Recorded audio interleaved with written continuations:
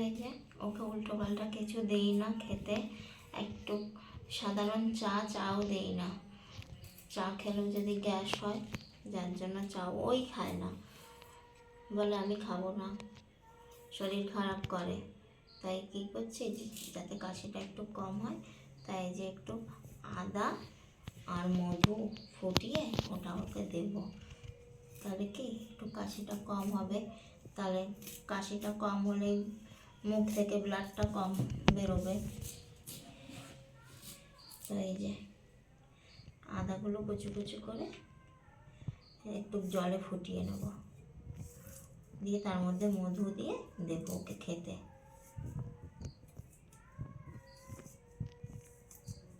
তাহলে ভালো লাগবে। একটু আদা থেতো করে নিলাম, মানে কুচি কুচি করে কেটে নিলাম। এটাতে মধু আর জল মেশাবো, দিয়ে ফুটাবো। পজ করো।